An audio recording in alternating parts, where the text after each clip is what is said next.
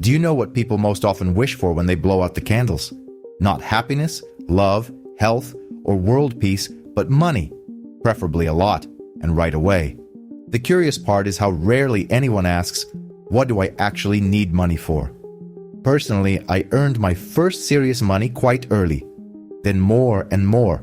Paradoxically, the more I had, the sharper the question became. Why do I want this money at all? I'm an adult now, and I probably have many things most people only dream about. My goals and motives for earning have changed drastically over the years. I wanted to share these realizations. Why do we want money so much? What truly drives us? Many will say, you can't do anything without money. Sure, money means comfort, safety, freedom, status, but I think it goes deeper. If we're honest, most high earners are still not free. They battle anxiety, insomnia, procrastination, imposter syndrome, and most importantly, an abiding feeling of never enough. That tells us money is not really about freedom, comfort, or happiness. We all know people who are genuinely happy without wealth. Conversely, those who chase money often end up with something very different from what they expected. Early on, many achievers feel euphoria. They see themselves as untouchable elites. Then it fades, often replaced by emptiness or fear, especially fear of losing money. Worse, fear of losing big money. And then the question, why do I actually want money, lands differently. Behind an endless hunger for money, there's always a motive. Understanding it is the first step to a conscious life where money doesn't run your emotions. So why do we crave money? First motive, safety. It's the sense of certainty about tomorrow. A big bill arrives, a car breaks, someone gets sick. If money can solve it, it's an expense, not a problem. But what if you don't have the money? You feel fear, vulnerability, weakness. The mind equates money with safety, an illusion that can turn you into Scrooge McDuck. Fear masked as desire begins to control you. Second motive, freedom. Money lets you choose where to live, what to do, who to be. The inner script is, I have money, I can do what I want. Crucially, it's about wanting, not endlessly earning. This model works.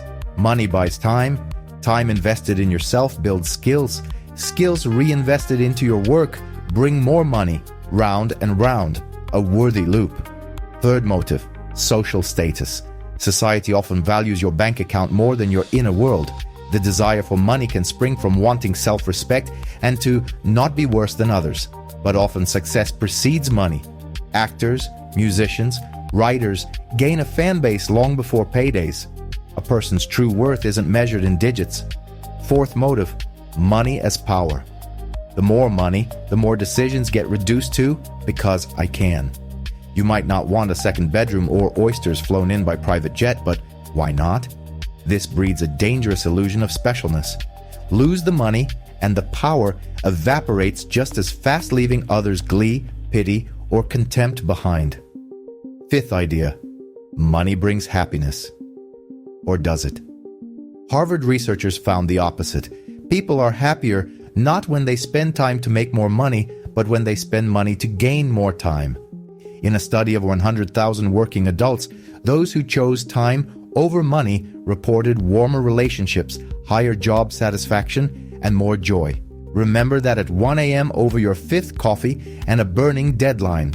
So how do you avoid the money chase when everyone around seems to be sprinting? Our feeds bombard us with symbols of success. Shiny cars, helicopter shopping, jet-set breakfasts. You start comparing, feel like a loser, and fall into the trap. You believe the pictures, not knowing whether they're real or bait. Quick success is the exception, not the rule. What actually works is a system, learning, and an environment that supports growth. Motivational. I did it, so can you. Stories can inspire, but not always. Important. No picture shows what's inside the smiling yacht selfie. Often, it's empty. There's a meme of people with a hole in their chest stuffing it with things money included. Good metaphor. The dream life race can't go on forever. The bar keeps rising until you can't clear it. You stop willingly or not and realize you were running the wrong way. Maybe you didn't need to run at all. Just walk, pause, look around, enjoy life. Without metaphors, it's common for successful people to reevaluate values. Some have given away fortunes for inner growth, love, or helping the poor. Carl Rabager, for example, donated his wealth to anti-poverty work in South America. Truth? If your inner issues persist, money won't fix them, might even worsen them. You can get so caught up that you forget why you started, meaning drains away. Life becomes endless, earning and achieving. It can hit anyone. Sam Polk, a Wall Street trader with multi-million bonuses, admitted to the New York Times he was addicted to money. I wanted more for the same reason, and the alcoholic wants another drink. He envied those with more and feared losing what he had. He quit, wrote a book, started a charity with his wife, and shook the addiction. Another example, Gosha Solovyov, founder of skiing, ran toward an IPO for 9 years. In 2022, the IPO fell through. He had to rebuild his worldview, realizing the goal had been false. The process and growth matter. The IPO should have been a natural step, not the grail. How to avoid the wrong race. Use practical methods. 1. Filter social media and news. When you catch yourself thinking, I want that too, say, stop. Ask, why exactly do I want this? Do I truly need it? 2. The why technique. Past desires through why to what end. Repeat until the real motive shows. So my friend sees my car is cooler, so strangers stare at me. There's the trap. 3. Talk to yourself. Keep an inner dialogue to stop being a puppet of indirect influence. 4. Don't lie to yourself. Ask daily, what will make me happy today? What do I want most now? Odds are, it's not money. If it is money, want it consciously deliberate, lived through, sincere. Financial literacy helps. And spend consciously. You are the boss of your mind. Don't buy for others' opinions. If you love cars, buy because you love them, not because your neighbor swaps Ferraris for Bentleys. Live where you like, not where it's prestigious. About pretty businesses. Many chase trendy cafes or flower shops. Plenty of profitable businesses are ugly. Renting warehouses, private parking lots, just asphalt and paint, but profitable. Better to profit from a warehouse than burn cash on a hip cafe. Don't fear being off-trend. Trends are made by people to make money. Step out of that loop. Outside it lies your life and maybe your happiness that isn't in money. Back to the opening question. Suppose you get a lot of money. What then? If your answer is clearer now, I've met my goal.